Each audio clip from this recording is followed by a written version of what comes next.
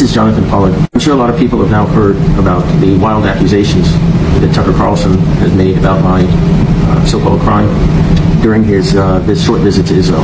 And I would like the opportunity to address that issue in a detailed manner as I can. But before addressing this issue, I would first like to say that I was extremely disappointed by the Israeli government's decision to allow this anti-Semite into Israel. Basically, Bibi surrendered, buckled to pressure from the White House to let him in. And that raises another serious question as to President Trump's involvement in this whole affair. They say a man is known by the friends he keeps, the people that he keeps around him. Well, Carlson is welcome in the Trump White House anytime he wants to be there. And this raises some very troubling issues as to exactly what President Trump thinks about American Jews and Israel. It's not a good thing to say that even the vice president has a friend in Tucker Carlson. So we should first address that issue. Now, as far as the specific issues or allegations that Carlson raised, he's raised them before in the past, and they've only been supported by conspiracy nuts. That's the best way I can put it. People who don't have a clue about what happened in my operation or what I was actually charged with and what I wasn't charged. So let me just address one issue. I could have been charged with intent to harm the United States, and I wasn't. I was charged with aiding Israel without intent to harm the United States.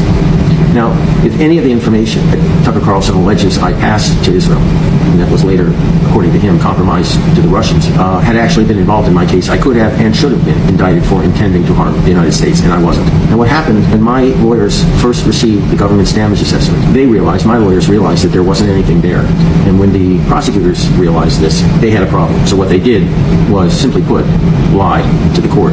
What they alleged was not founded in fact. It was all hypothetical. But people have to understand this. There was no proof. There was no foundation for any of the assertions that they made in court. And they actually were clear about this to the court. They said, what if?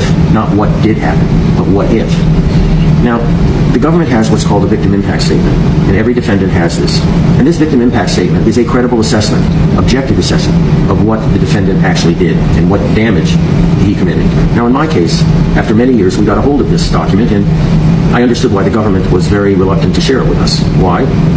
Because if you read this victim impact statement, which is freely available now, it says quite clearly that the major damage I committed was that I angered certain Middle East allies, notably Saudi Arabia, Egypt, Iraq, because in their opinion I made Israel too strong. That was the damage.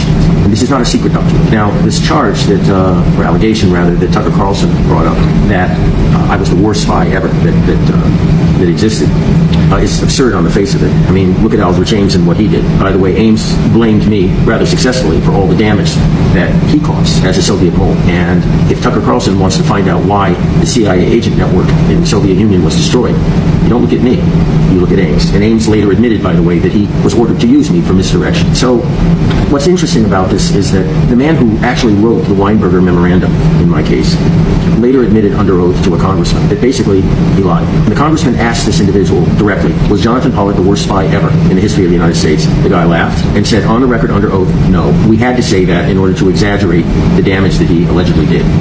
The next question, and this is part of this, was they asked him, well, why did you say, for example, that he should never be released because he has a photographic line? Does Jonathan Pollard have a photographic line? And the man answered, we knew he didn't have one, but we just decided to throw that in to make him even more dangerous if released. Except this, and the more you go look into the case, the more such things pop up. So I can say definitively, no information was given to Israel that they weren't supposed to receive under the terms of the U.S.-Israel Intelligence Exchange Agreement at the time, point blank.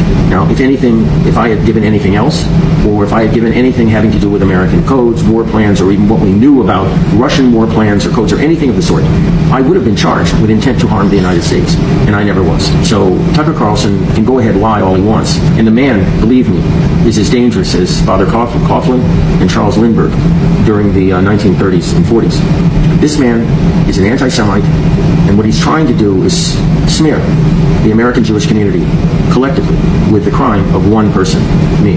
Now, if Tucker Carlson believes in collective punishment, then maybe he should be open about that, okay? But here's a guy who doesn't have any of the facts himself, relies upon individuals who have no credibility at all, and then takes money from Qatar Qatar, has a home in Qatar, and is doing the bidding of the Muslim Brotherhood. Now, if he wants to deny that, then he should open up his records, and let's see if he's been taking any money from Qatar. My sources say he is, which makes him an agent of influence. Is Tucker Carlson registered as an agent of the Qatari government? Not that I'm aware of. So Tucker Carlson is actually a criminal and should be taken to court, sentenced, and appropriately punished. When it comes to slander and libel, and people have asked me why I don't take him to court on those issues, it's pointless, because a serial liar, a deranged serial liar like Tucker Carlson, can bob and weave and bring in any number of incredible or uncredible sources to back up what he's saying, enough to confuse a jury, and I don't want to run the risk of losing a case to an enemy of my people like this. So the bottom line on this is, in conclusion, I was very disappointed by the Israeli government bending to President Trump's pressure to let him into the country. I was disappointed, I have to say, in Ambassador Huckabee's answers dealing with me.